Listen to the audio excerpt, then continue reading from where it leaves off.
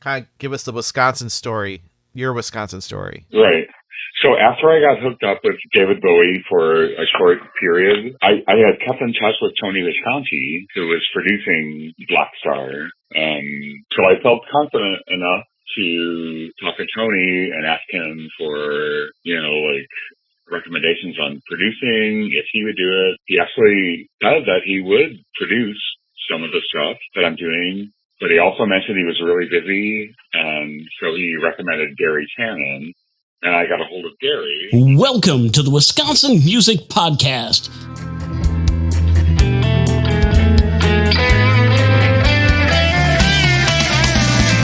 Here to introduce you to the great musicians and music businesses and organizations of Wisconsin. Every week, Wisconsin Music Podcast will be bringing you great information on what's happening in the Wisconsin music world. For our music-loving listeners, we'll bring you music that you haven't even heard of yet from unique and talented artists and hear about their journey so far. You'll either hear live performances of their songs or songs from their selected discography. For our musicians out there wondering what they can do to further their recognition, we'll be calling upon Wisconsin music businesses and organizations to enlighten you on what they're doing to help further your music journey. And now, here's your host, Zach Phil. Thanks, Dean. Welcome, everyone, to episode 3 of Wisconsin Music Podcast. Today's guest is singer-songwriter and master keyboardist / pianist Jack Spann. Jack has worked with some big names in the music business, most notably David Bowie, who Spann spent time with working on Bowie's Blackstar release. Aside from a sought-after musician in the studio and on stage, Jack has also logged time performing on Broadway, including Hank Williams' Lost Highway and Warhorse, and has also performed at South by Southwest and Milwaukee's own Summerfest. Jack's original songs are soaked in blues, country, and rock that are simultaneously thought-provoking yet wildly entertaining.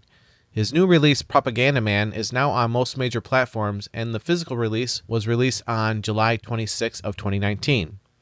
Going back to 2017, his release, Beautiful Man from Mars, is a tribute to his time spent with Bowie and was met with critical acclaim, earning him a headlining spot at Summerfest. He is known for his impossible fast hands on the keyboard. He is a storytelling songsmith with a warm vocal tone that perfectly balances out the ferocious piano playing, reminiscent of Fats Waller, Ray Charles, and Jerry Lee Lewis. In our interview today, Jack will touch on his growing up in St. Louis. Yeah, Jack is not a Wisconsinite, but he is a Midwesterner, and he has ties to Wisconsin with our own Gary Tannen of Daystorm Music. Gary has worked with Jack in producing and mastering his last 2 albums, and we're also going to listen to his newest release, his newest single, called Jesus of New Orleans. So we'll listen to that later. But let's first start off talking to Jack about his early beginnings and go from there. I'll talk to you guys on the other side of the interview. Enjoy. Welcome to the show, Jack. Let's talk about your early beginnings. What instruments did you start with?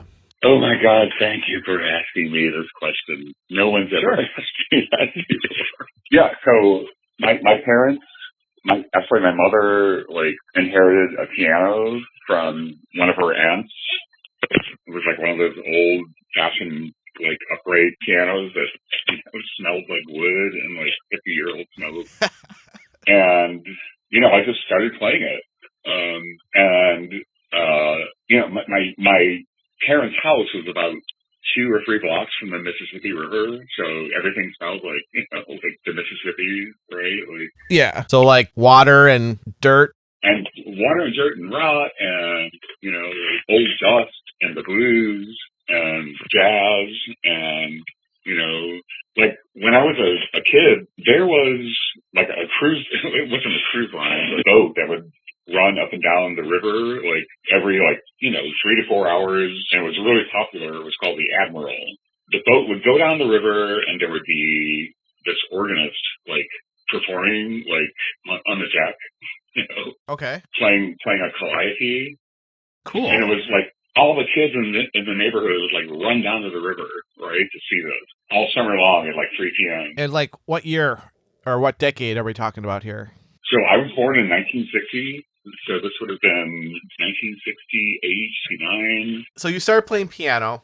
Did you also play in the school band or anything, or was it just an outside thing? I played in the school band. I played we didn't have a band when I was in elementary school, and I went to Catholic schools, which were even less likely to have a band, I think. But I played piano for church services and choir practice, and that was always something I did. It was the only thing that I could do. So you're saying your formative years of playing piano were in the church, so you're playing gospel music, or was it more of the traditional? No, my formative years were in the church. Okay. And then high school, what were you doing in high school, music-wise? So I left the Catholic high school in my sophomore year, and because my father lost his business and he couldn't afford to send us kids there anymore, and went to the public school where they actually had a band. So at that public school, I actually managed to pick up French horn, but they had a French horn in the horn section closet, so okay. I was oh, I'll try to do that. And it's helped. So it's if you, and I know that you're a musician too, so you get this, but if you understand the French horn fingering, it's kind of like a complex version of trumpet and right. Other brass instruments, they're similar. It's fun. It's fun to just hold the French horn. It's the only instrument that you hug against your stomach, while you're playing it. That's true. Okay. That is true. And then in high school, did you just play French horn, or did you also do piano as well? Do both of them? I played piano and French horn in high school, and also was involved with a lot of theater, which led me to actually move to New York at some point in my life and get cast in a Broadway show and a couple of really great off-Broadway shows. That makes sense, because listening to your music, it is not, I hear a lot of influence of Broadway and musicals, the way you structure some of your songs. Yeah, I'd have to agree with that. I don't want to say the bad part of Broadway, because there's plenty of that going around, yeah. But yeah, I appreciate that remark and, that kind of criticism from you, because I try to tell stories in my songs. Yeah, definitely. I can hear that. That's my passion for music. I just want to tell stories. I don't care about being famous, right. for people thinking I'm cool, or all I want to do is I get these weird ideas. I'll wake up in the middle of the night and be oh, I got to write that down, and I do, and then the next day I'm oh, well, if you woke up last night, you may as well write a song about it. Right. Otherwise, you're wasting my insomnia time. And I think a lot of musicians out there do that. If they don't write it down, then they're going to lose it, and they don't want to do that. So the smart ones make sure they have at least an idea or an outline of that thought. Yeah, Zach. I've written a lot of songs. I've lost more ideas from not properly documenting them than I've written. Right. Probably 5 times as many ideas. And it's hard when you're working a job and dealing with the whole fucked up world. Right. And you get these great ideas, and then it's hard to find time to just take 5 or 10 minutes and say, "Fuck you, world! I'm going to write this wonderful song." Not that I've ever written any wonderful songs, but you know what I mean. Yeah, I know what you're saying, but there are people out there that do feel that the songs that you've written, at least the ones they really like, they think are excellent songs. I like a few of them. I would have to say, every once in a while I get chills from listening to my own music, but I get chills from listening to anyone's music, really. Yeah, I do the same thing. I listen back to the album that I did with my family 15 years ago. So we talked about where you grew up, which was in St. Louis, right? St. Louis. Right. And are you the only one in your immediate family that's a musician? My sister Joni is also a multi-instrumentalist and singer and a songwriter. She lives in California. But yeah, her and I were the only ones. And then we talked about your school, school band. Were you in did they have a jazz band or anything that you played in besides theater? Yeah, I actually, Zach, I joined every band that I could. Sang after school to accompany for the Glee Club or the girls' choir, volunteering to play the organ for the senior recital or the senior commencement, like playing Pomp and Circumstance. Yeah, so for graduation and stuff like that. Cool. Yeah, man. I mean, I was just like a kid, and I just wanted to play, and I did everything that I possibly could. And that's what you need to do. If that's your passion, then you have to make sure you try to do every possible chance you can to play is to go out there and play. Yeah, I mean, I've met a lot of like people that wanted to major in music in college or major in theater, or whatever. Yeah. And their parents always urge them to like major in like marketing and take a minor in theater. Yeah. And I don't think that's the way to go. Like, if you're really into something, I think you should just do it, like, flat out, like, as much as you possibly can. And especially when you're young, like, nothing can stop you, Yeah, I guess you can get killed or, like, well, yeah, get sick or something, but that's out of your control. I just want to urge, like, people that are younger than me to, like, go for it, like, whatever it is. Well, yeah, you're only young once, and then you could do all the adulting later. Yeah. Yeah, if you don't have anything holding you back, then, see what happens. So what would be holding us back? Like, poverty, like discrimination, racism? There's a whole bunch of different things out there that can hold you back. It's just, can you push through that? Is your desire or your passion enough to get you to where you want to be? Right. And if you have the talent and you're able to capitalize on your talent and improve your talent. Yeah, I see that. Oh, no, go ahead. No, I was just going to say that, is that kind of like what your mindset was? Is like, was your passion so strong that you were blinded by things that now that you look back at it, could have held you back? Or kind of give us an idea of what drove you to get you to New York, basically? Oh, Jack, I can answer that question easily. Like, okay. So I suffered from depression and anxiety, like right before like the world discovered like what depression and anxiety was, right? Like when I was 23 years old, I like had a panic attack that basically curtailed my life for like 3 months. I don't know. Like, and I think that's like a universal condition. I think most people go through something like that, or at least, 1/3 of people. 1/3 of them right. are too happy to understand it, and the other 1/3 are doing something else. But yeah, so the way I approach my music is like, I think it's like tempered by the fact that it's hard to be a person. Like no matter what ethnic group you are, like how rich you are, like how poor you are, we all share that. It's like, maybe that's what they mean by original sin. You should write a song about it, unless you already did.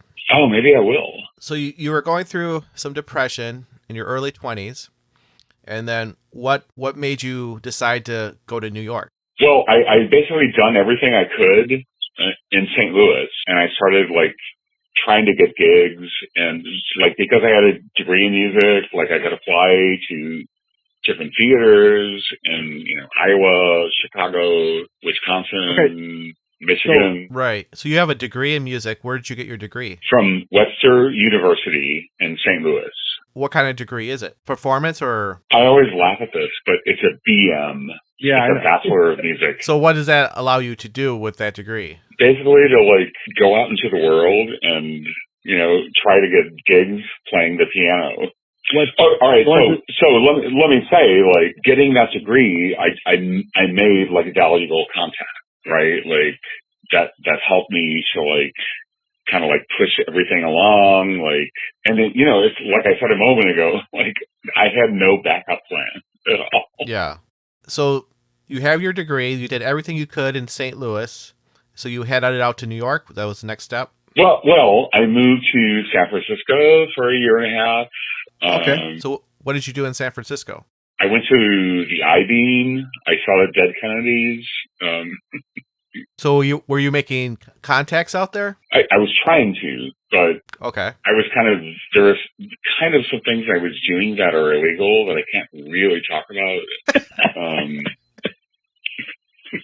But yeah, so then I I've actually lived all over the country. I was I worked in Sarasota, Florida for 6 months, and I call that living there. I was in Akron for 6 months. Akron is like where the world headquarters of Goodyear, but it's 70 miles south of Cleveland. So you're going all over the country, living in different parts, soaking up different experiences, meeting different people, and then you eventually land in New York. Is that? Yes. When I was 38, I decided I have to go to New York, and so I did. And so from 23 to 38, you're traveling all over the country. Yep. Okay, and so that's 15 years. So in those 15 years, all you were doing was just traveling, playing music, getting connections, and yeah, how bizarre, cool. But that's kind of what I was doing. And were you married by the time you got to New York, or did you get married after New York? Or no, my girlfriend at the time moved here with me, and we've now been married for a long time, since 2002, 18 years. At age of 38, so what year was that you moved to New York then? 1999 or 2000. So you get to New York. So what's the first thing? But we were going back and forth. Yeah, I think the first time I went there was in 1998, and I immediately got this gig, music directing the show in Nyack. And where is that? Nyack is the fancy suburb that's directly north of New York City, over the Hudson River and the Como Ridge. So you said you were going back and forth between New York and St. Louis? St. Louis, Iowa. Okay. So Illinois. So you're just bouncing back and forth all over the place. Right. I was lucky enough to have some actual gigs at theaters, either acting or playing an instrument or music directing. I inhabited, so there used to be, and they're not doing them now, because of COVID, blah, blah, blah. Yeah. And every region of the country, they would have theater auditions, right? Yeah. Where you could apply and get a chance to audition and maybe get a gig, right? And in 1990, if you could get a gig somewhere for 10 weeks, you would get 1 year of health insurance free from accident. Nice. And yeah. So that's between the people that wanted insurance, the old people, and the younger people like me who just wanted to be in a show somehow. Yeah. When did you finally live in New York without bouncing around doing theater gigs? Not bouncing around. My wife and I have landed here in kind of upstate New York. It's about 70 miles north of the city. So my wife Andy and I moved to New York City permanently in 1999, and I started getting gigs playing piano in piano bars. So most of these places, in fact, pretty much all of them were half gay, half straight bars, where all the waiters and the bartenders sang. Everybody had a fantastic musical theater voice, Yeah. But they also had to have a gig, a job to support where they live. Yeah, and it's one thing I have learned after 30 years of playing in nightclubs, when people get drunk, they're really easy to exploit and to get their money, right? Yep. So anyway, yeah, it was, there were times when I came home from gigs with a wad of chips so fat it wouldn't really fit into my pocket, right? Well, that's good for you. Man, but I was never one of the top players. There were a few people that I knew well, Yeah. So you're in New York in 1999. You're doing these bar gigs, getting tips, and I take it you're not doing that anymore, or are you still doing that? No, actually, I'll explain that later. But after 1999, and I was actually still traveling, in weird story, 9/11, September 9th. Okay, 2 days before. So I was actually working at, I think it's called the Royal Oaks Theater in Royal Oaks, Michigan. It's this. It's a theater at some state college or state university that's in a really like affluent neighborhood. That was 2001. September 11th happened, and I was like, oh fuck, like. You were in Michigan when September 11th hit. Yeah, I remember waking up at like 8:00 and turning on the news and seeing, like, oh fuck, like, right. And the horrible thing is, like, my wife was working in Soho at the time, like, and she has like, oh wow, so she has photos of the whole. Like, she worked on the 17th floor of a building in Soho, which is a couple of miles north of, where the Twin Towers used to be.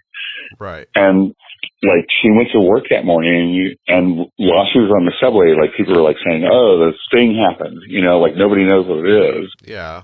She had the, like, foresight to go into a drugstore and buy, like, a disposable camera, right? Like, okay. She has, like, photos, like, there's a series of, like, 17 photos of the towers falling down, like, taken from her office on the 17th floor, like. Wow. So, yeah. And then she had to, like, walk home, like, 7 miles, like, because we lived in Queens then. Okay. So she had to, like, truck home from her office in Soho to Queens, with thousands of other people. Like, yeah, that's a cheerful thought.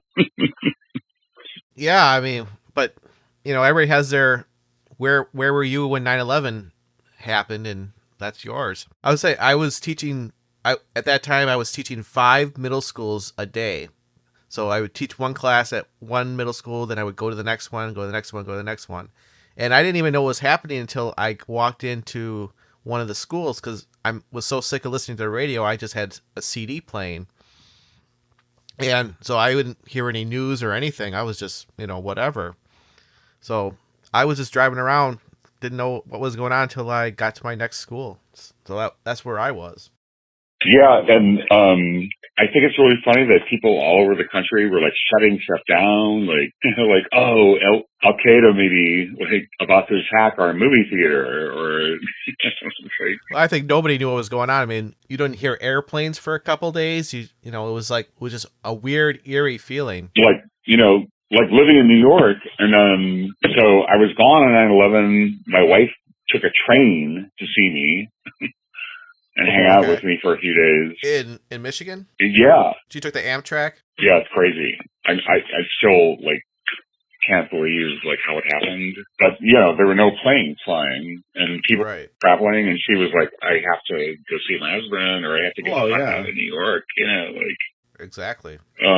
Yeah.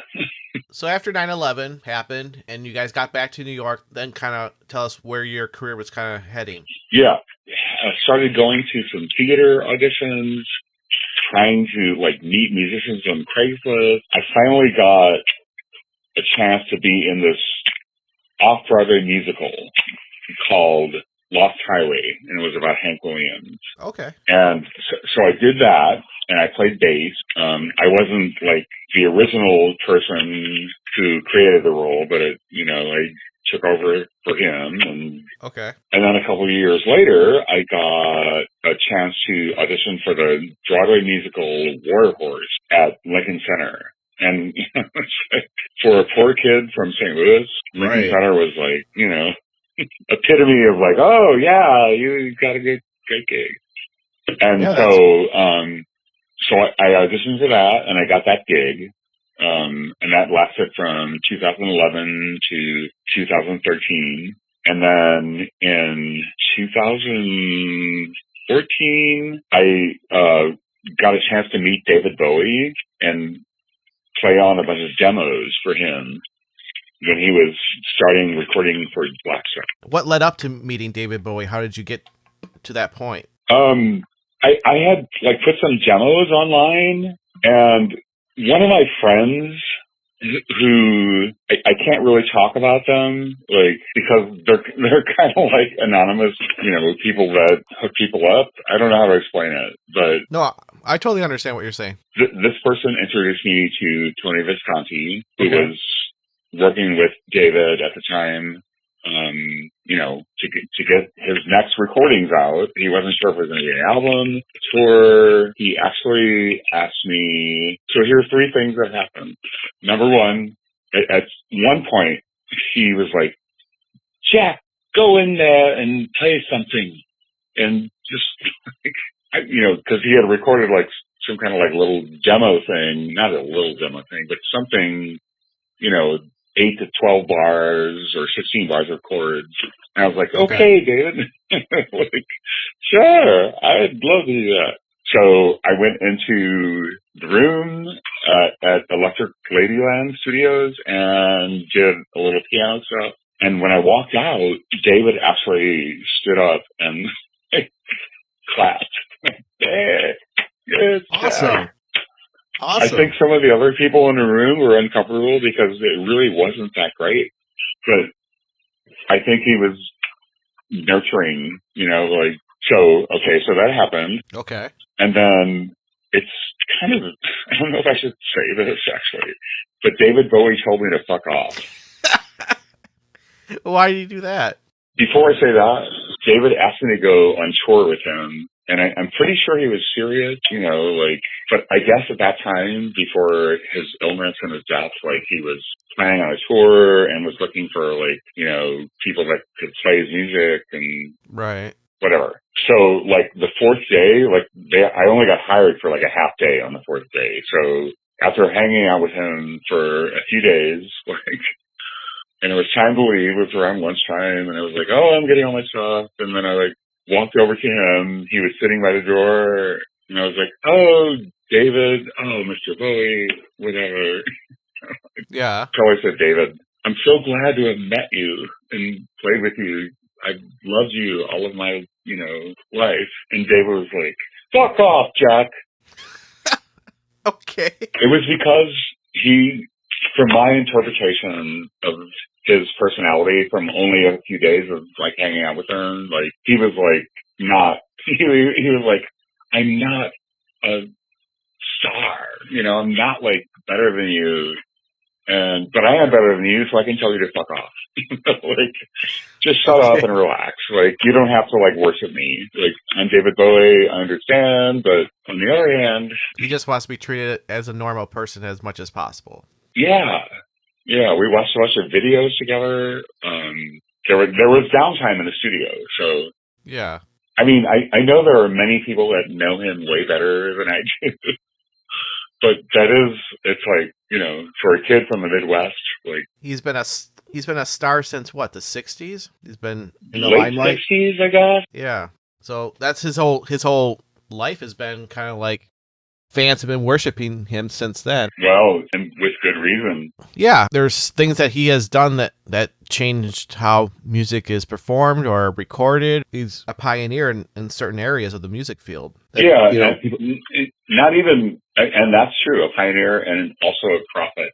In what way, do you think? Well, I think his kind of overt sexuality was a precursor to gay rights, and so he was one of those that brought it more to the forefront, is what you're saying. Yeah, and more to the forefront. And for people like me, who, didn't live in a major kind of metropolitan bubble. Yeah. He was a godsend. He was a breath of fresh air. I'm living in South St. Louis where people, if you have long hair, people are hippie, go home. Yeah. Right. And David Bowie is well, look, I've got this covered. Just relax. Right. They're not going to win, Yeah, it'll take time, but eventually they're not going to win. Mm. So, let's talk a little bit about how you got connected with Wisconsin. Since this is a Wisconsin music podcast, let's kind of talk about your gigs that you've done here and the people you've met here, like Gary and other people, and just kind of give us the Wisconsin story, your Wisconsin story. Right. So after I got hooked up with David Bowie for a short period. And this is in what year? This was 2005, search. Okay. I had kept in touch with Tony Visconti, who was producing Blackstar. And at one point, it's like I've been recording songs for many years, but I've never actually, gone the whole step of, trusting myself enough to, release my own albums until a few years ago. And so I felt confident enough to talk to Tony and ask him for, recommendations on producing, if he would do it. He actually said that he would produce some of the stuff that I'm doing, but he also mentioned he was really busy, and so he recommended Gary Tannen, and I got a hold of Gary. At that point, I had 10 to 15 songs that were almost ready, and so Gary liked the music. He was like, sure, I'll produce it. So 7 or 8 months later, we had a full record together. So when Gary's producing it, are you guys just talking on the phone back and forth, sending files, or how did that go? So on the first record we did, which is called Time. With Time, were you going out and touring for that album, or?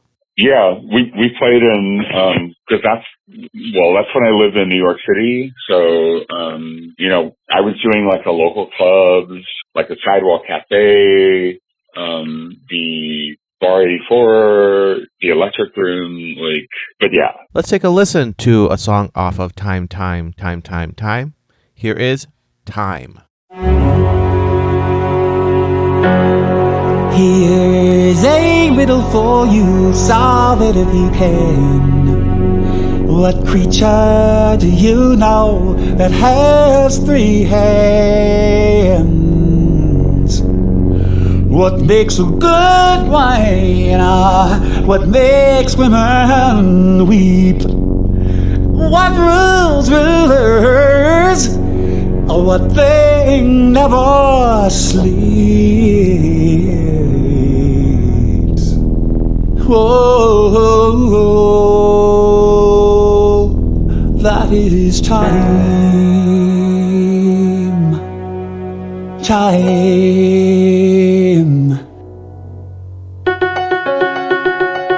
The second hand went first, in a minute thought he'd try.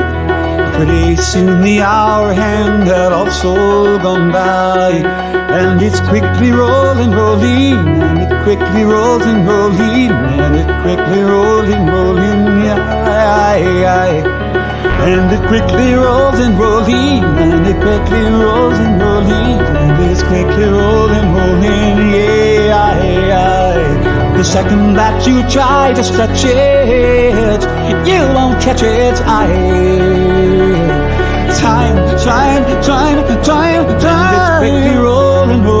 And it's quickly rolling, and it's quickly rolling,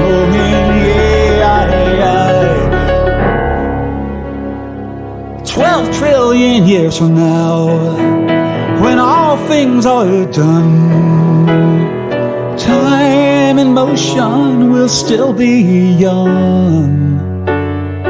If you doubt me, look in any mirror. The person you just were has begun to disappear. That is time. And it's quickly rolling, and it's quickly rolling, and it's quickly rolling, and it's quickly rolling, and it's quickly rolling, and it's quickly rolling,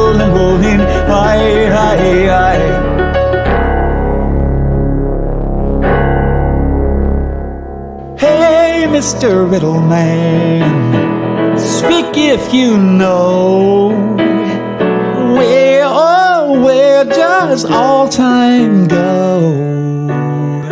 I remember holding every day. Through my fingers each slipped away. That was time. The second hand went first. A minute thought he'd try. Pretty soon the hour hand had also gone by. The second hand's a laddie, the minute hand's a thief. The hour hand is watching all the days spinning weeks. And it's quickly rolling, rolling, yeah, it's quickly rolling, rolling. And it's quickly rolling, rolling, rolling, rolling, rolling, rolling. Quickly rolling, rolling, quickly rolling, rolling. Yeah, roll, roll, roll. And it's quickly rolling, rolling. And it's quickly rolling, rolling. And it's quickly rolling, rolling. Yeah, yeah, yeah. And it's quickly rolling, rolling. And it's quickly rolling, rolling. And it's quickly rolling, rolling. Yeah, yeah.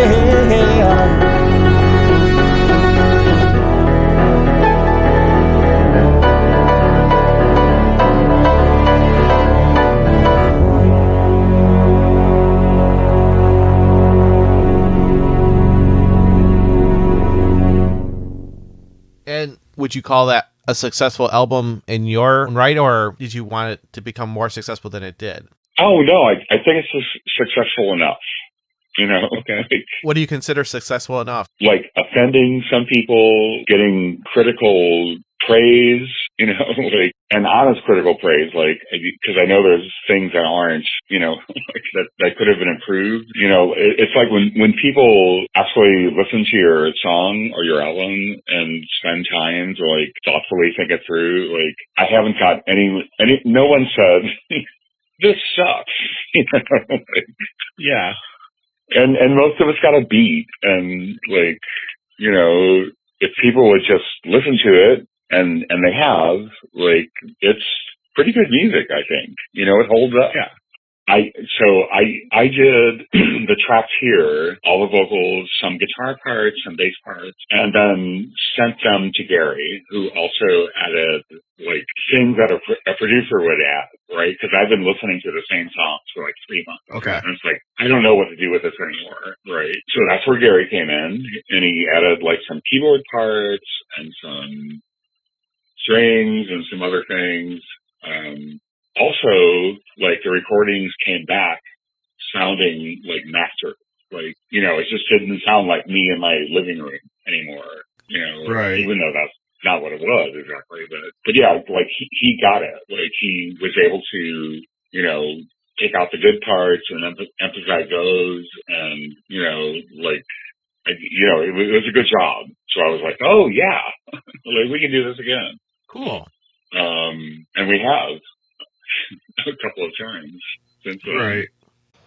And then, so you guys are sending files back and forth, and you got that time album done. And then what happened? You know, we sent it around. We got some great reviews, you know, got a bunch of hits on YouTube. And I was like, okay, let's do this again.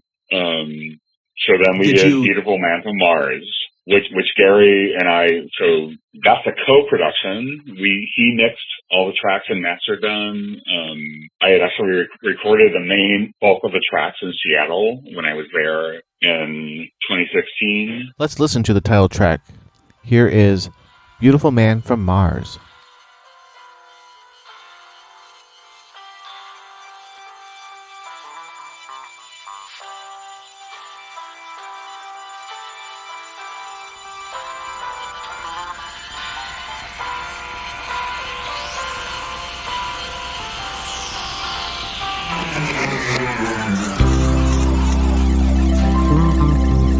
Come on, children, don't you want to see? He was stuck in a space wind, but now he's free. Oh, he sits real peaceful on top of a tree. Then he comes rushing by at 1,000,000 degrees. And he's cheerful, and he's here, and he's green, but he's beautiful. when he says if you're strong, no one could ever tell you you're wrong. So come on, catch him before it's all gone. A beautiful man from Mars. Well, they're selling statues to stick on your lawn. A beautiful man from Mars. He knows 2,000 languages, talks with everyone. A beautiful man from Mars. He can speak to all animals in their own tongue. A beautiful man from Mars. And he's strong, but he's fair with his tattoos and his long copper hair. If you knew him, it would show he's beautiful. Oh, but don't take my word, ask the people who know.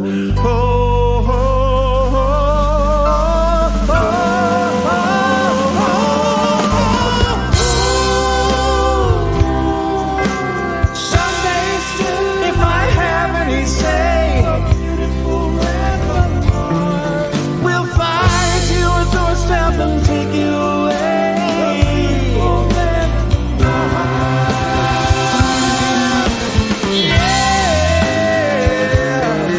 He's got long copper hair, cut down the hair, green and beautiful.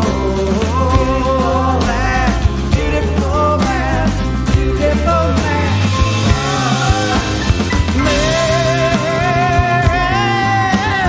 Mars, a beautiful man, beautiful man, beautiful man from Mars.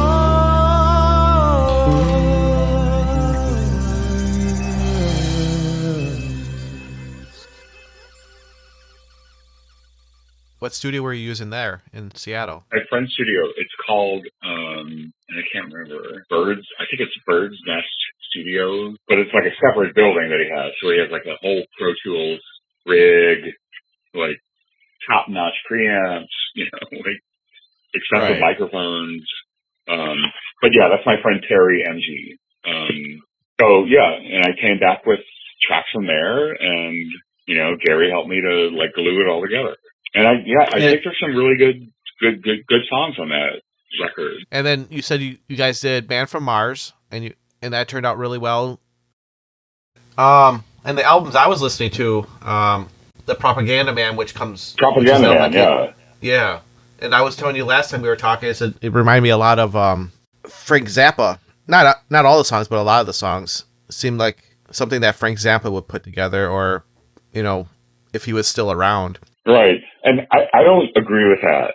I don't think it's like Frank Zappa. I don't think Frank Zappa had like an overtly political view about anything, right? Like, I mean, even though he may have spoken of his political views, like, I don't see that in his music, I wasn't really talking about like the lyrics, but I was thinking about as the music was put together, it seemed like that's a compliment then. it just because when I listen to music, I don't listen to the lyrics right away. I listen to how the songs are put together and what all the layers are there and everything. That's what I listen to first, and that's what the first thing that popped in my head was like, this reminds me of like Frank Zappa, and his bands that he was in. Wow, that is a compliment. Like, thank you. Sure. I mean, when I was really little and before I was born, my dad was playing Frank Zappa records while I was still in my mom's womb. So it's been a part of my growing up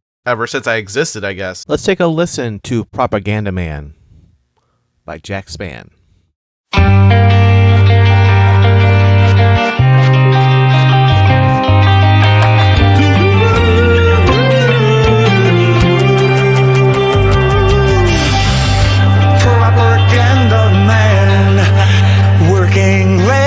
Making plans, he's crunching numbers, yo. How does this equation go? While the world waits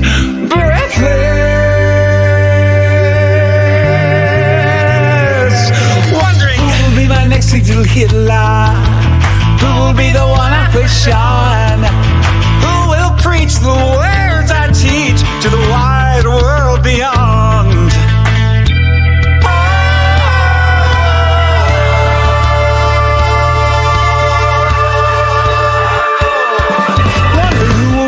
next little Hitler? Who'll be my next little Hitler? Who will be my next little Hitler? Who'll be my next little Hitler? Who will be my next little Hitler? Who'll be my next little Hitler?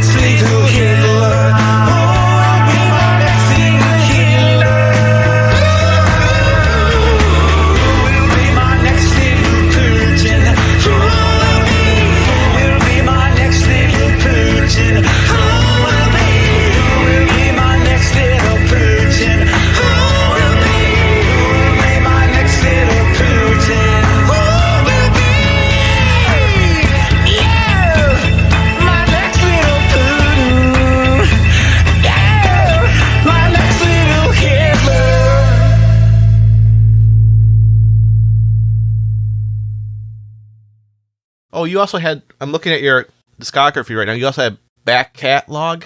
Is that another album that you did? Or is that a mistake? Okay. Yeah, it was my back catalog in like 2016, I think. Mm-hmm. It was just like a bunch of songs that were like totally different in character, but they were so great that I felt compelled to put a release together. Right. But I would recommend you songs. I would recommend Roly Poly Man. Okay. From that catalog. And I'll tell you the story if we have a second. Yeah, let's listen to Roly Poly Man first, and then you can tell us the story. Here is Roly Poly Man.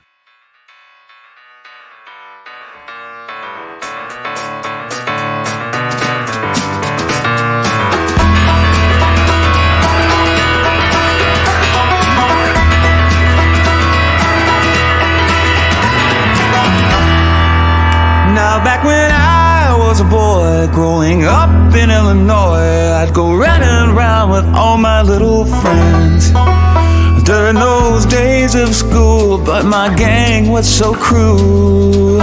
We go picking on the roly-poly man, picking on the roly-poly man.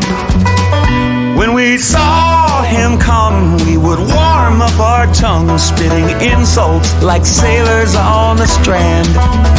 Only boys of 13, but our souls hard and mean, following the roly-poly man.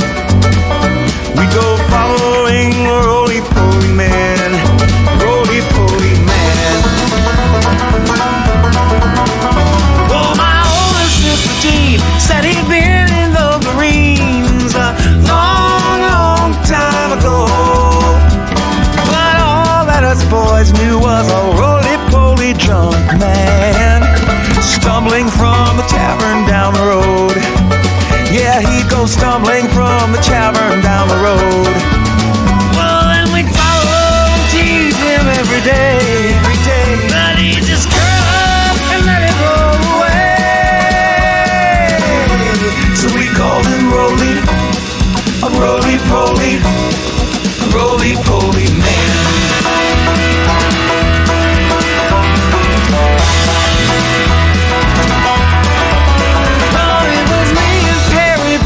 On a fine autumn day, we had dirt clumps and pine cones in our hands, laughing and waiting for the very first sign of the wobbly roly-poly man. Right at 3, he comes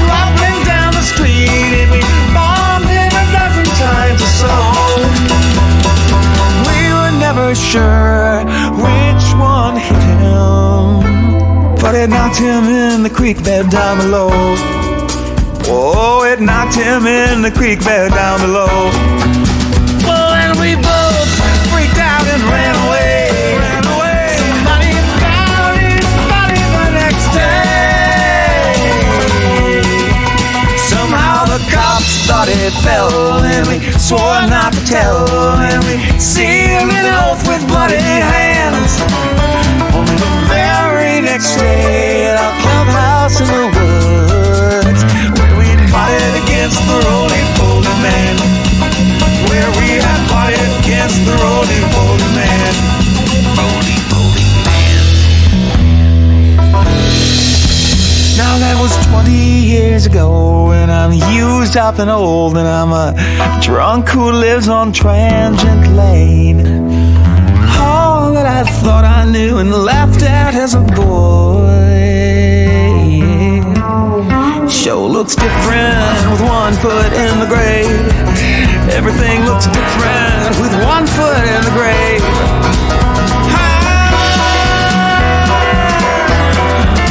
At night now I lay awake, cursing my fate, wishing I'd made better plans. And today some kids followed me again. Looks like I've become the roly-poly man. Seems like I've become the roly-poly man. Oh, it seems I've become the roly-poly man. Oh, I've become the roly-poly man. The roly-poly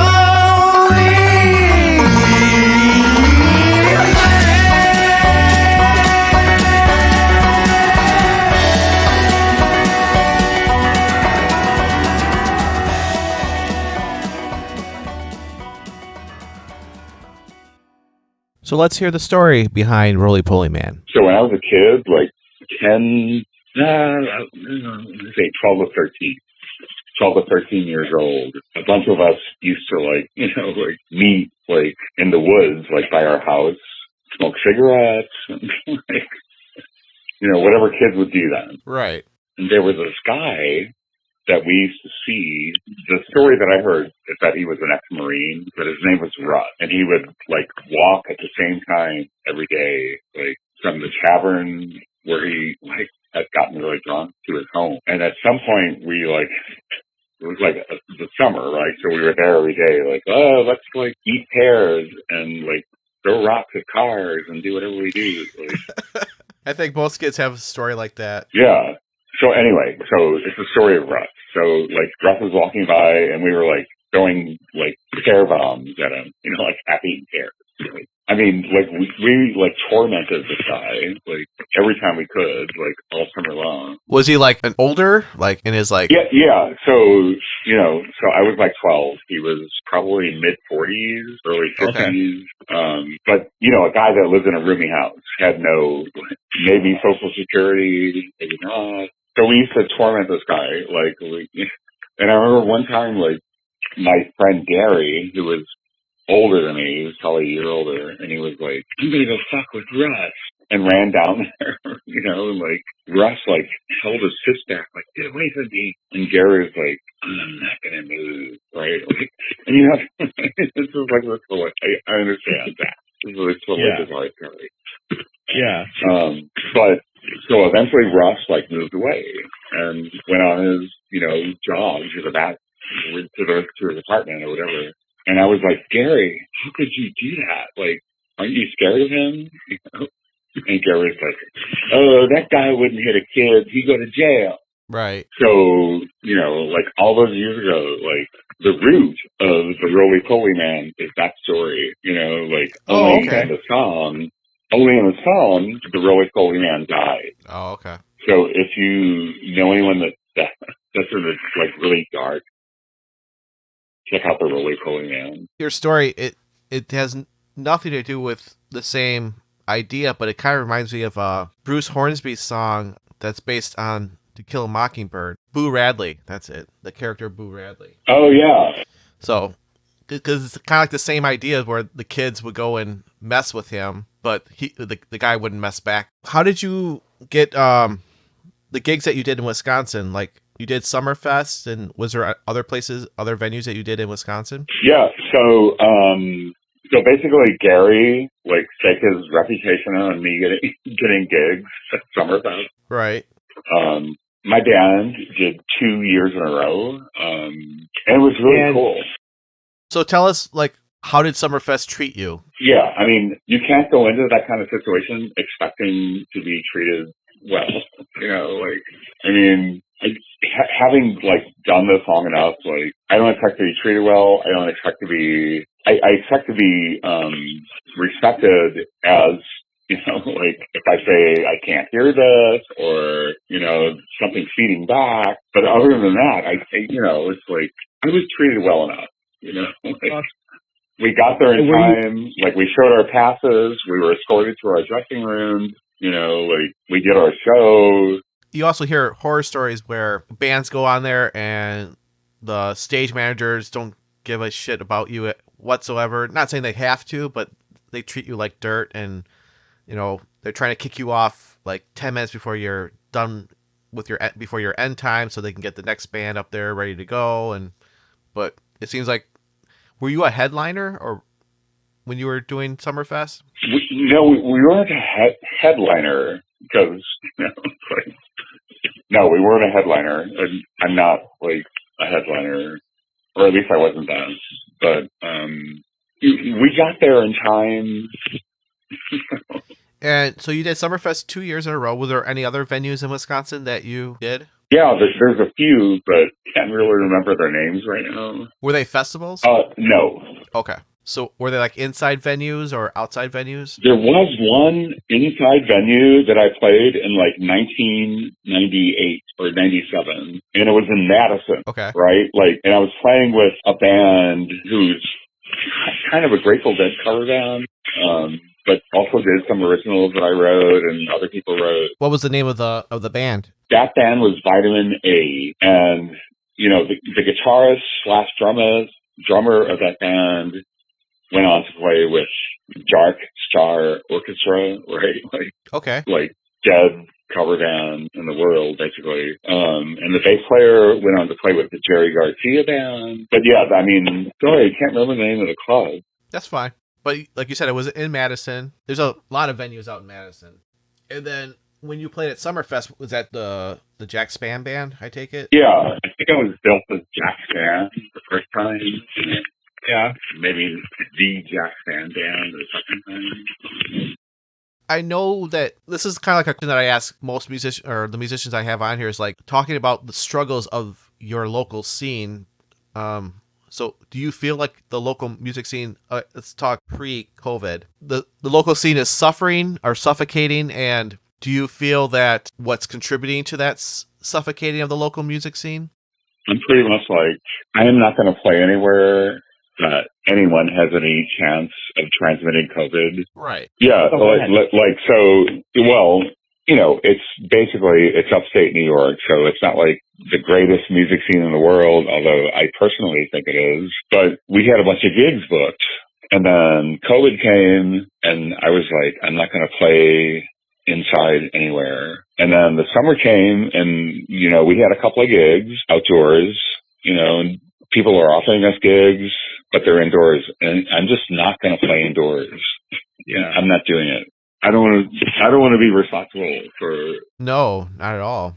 I don't want to be responsible. I don't want to, you know, be at a higher risk of contracting it, for sure. Yeah, of course. And you know, it's like I would rather eat beans every day, which is probably more healthy than the average American diet. But you know, you can buy a fucking bag of beans for like $50 for a year. You know. Let's talk about before you became a bigger name. Did you feel like the local scene that you were a part of, did you feel like it was being suffocated in a certain way? And if so, how do you think it was being suffocated? And what do you think a possible solution to get more people to not suffocate the local music scene? Well, having spent like the late 90s, the entire 2000s in New York City, like, I have to say that, you know, it's like people don't get that this is a business, like a music business, right? Yeah. No matter how good you are, you know, like, no matter how pretty or handsome you are, like, you know, you have to get like the business behind you to make it happen, right? Like, but at the same time, there's like hundreds of bands that have like really great music. You know, like it may be a net loss for musicians, but I think people need to keep like creating stuff. You know, like even though you don't make money from it, you know, even though it hurts, like, and you're depressed and whatever, and you don't want to do it. I think, you know, musicians need to keep reaching out. The way you're seeing it is if a band or a musician is only seeing one side of the coin as the artistic venture, and they're not looking at the business venture, that's what's stopping them from getting to the next level. Wow, that is a complex question. Wow. That question has so many levels. So look, ever since time immemorial, like, there's been a few winners and more losers, and many people in between who just have normal lives, you know, like, so yeah, like, whoever has a great, like, take on how this is all happening, more power to them, you know. What's the finish? Work-life balance. How are you balancing the performance side with your personal side? And I'm not just talking about right now, I'm just talking about your whole career. Like, how have you tried to balance the two? Yeah. I was such a dumbass in the earlier part of my career. Like, I didn't take care of myself. I was, like, full of deference to anyone who could possibly, like, help me in doing what I was doing. And I think I was really unhealthy. But I've learned over the last few years, like, that's normal. Many people have the same experience. And, you know, congratulations, Jack, for moving on. And yeah, it's never too late. You know, like, if you're depressed, if you're anxious, it's never too late. At any instant, you can turn your life around. I'd just like to take a minute and direct your attention to the National Suicide Prevention Lifeline at 800-273-8255. Once again, the National Suicide Prevention Lifeline. It's available 24 hours in English and Spanish languages. Once again, their phone number is 800-273-8255. Their website is suicidepreventionlifeline.org. If you know of anyone that's dealing with any kind of depression or suicidal thoughts, or even yourself, please contact the National Suicide Prevention Lifeline. And back to the show with Jack Spann. So do you feel that now that you have all this experience behind you, that you have more control over your anxiety and other issues? Yes. And what do you think what's like the top 3 things have helped you realize how to take control of that? Daily exercise, meditation, and a good diet. And when you say good diet, what kind of things are you doing to have a healthy diet? Mostly vegan, proper amount of fats. Like, and wherever you are, if you've been cooped up for months, like, someplace else seems really exotic, right? What artists are you listening to right now that you feel deserve to be recognized but are not getting enough recognition? They're called, I love this name, The Demon Rind. The Demon Rind. Obviously, I've never heard of them. DHE. Yeah, well, like, you will soon. Oh, okay. But their song is called Stupid Luck. The Demon Rind. Okay. Stupid Luck. Is that RIND as in like a melon rind? Yeah, yes, exactly. You got it. Well, I'll have to check that out. Well, everyone, that is the end of the podcast. I'd like to thank ZTF Studio. That's ztfstudio.com for sponsoring our shows. And thanks to Nate Wyckoff for our great podcast intro and outro music. And to Dean Bundy for our introduction. So I will see you guys next week. We're going to have Jack Spann play us out with his latest single, Jesus from New Orleans.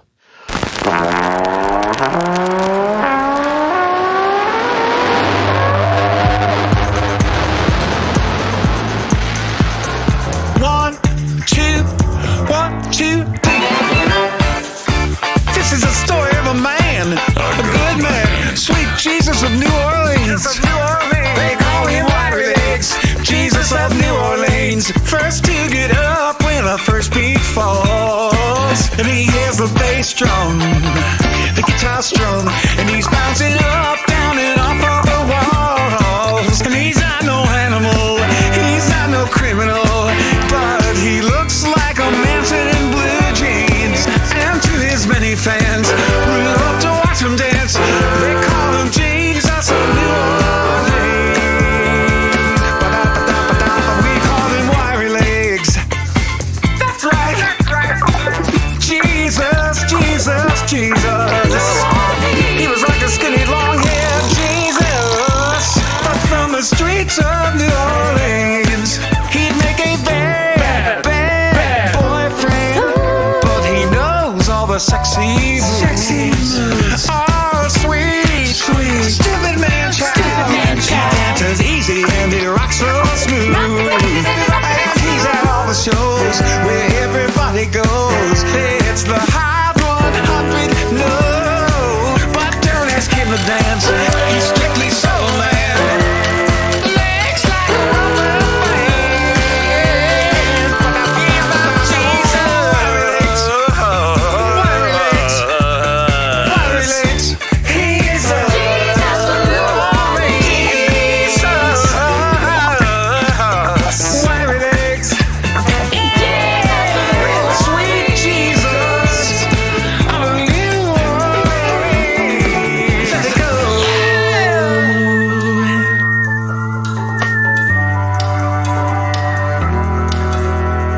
Lonely is strange when he's not on the floor. Sad little peacock. Whoa, he's trembling, but he's bored by the low.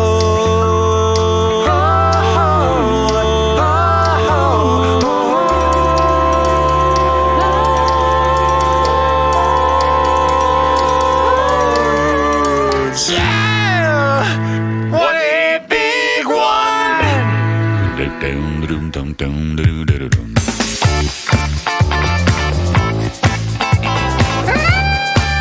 Sweet Jesus of New Orleans. Sweet Jesus, sweet Jesus, sweet Jesus of New I Orleans. call him Wiry Legs. Sweet Jesus of New Orleans.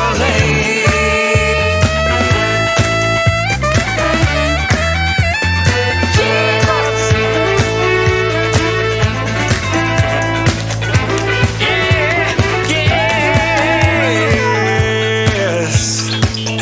Yeah. Sweet Jesus of New Orleans. Yeah.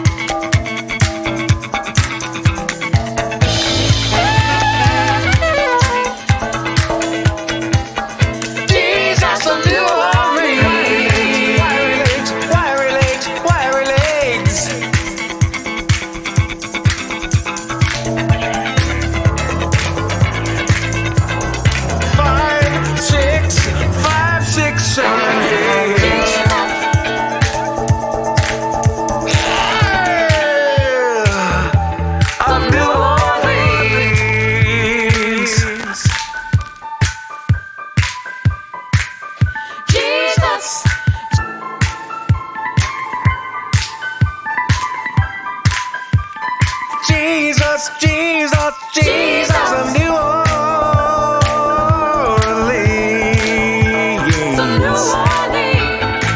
Ba ba ba ba da da day. Rubba dubba dubba dub dub dub dub dub. Ba ba ba ba da day. Dub dub dub yeah. Ba ba ba ba. He likes that smoke, that's domino, Ernie Kaido, Lee Romeo. He likes Jelly Roll, he likes the crew of Zillow. Oh, he digs voodoo, got a hoodoo, likes gumbo, half Creole. He's gonna die on the bio. Oh, he loves James Booker, James Booker. He loves the way the licks roll around his poor head. With a Saint Rock, to Saint Rock, in a Saint Rock, rock, rock, rock. Oh, and there's churches everywhere for Jesus.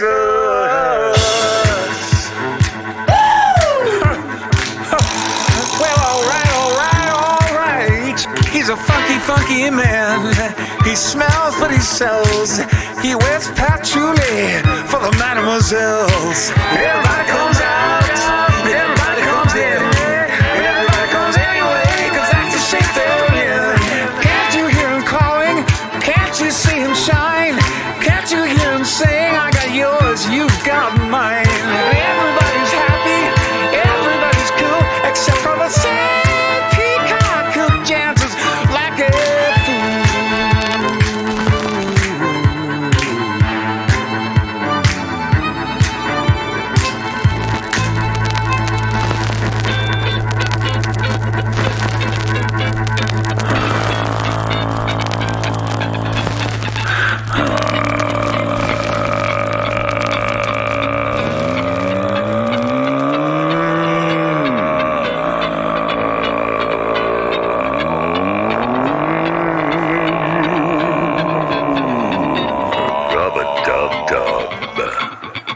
Rub-a-dub-dub. Fee-fi, fo-fum. Fee-fi, fo-fum. Exclamation point.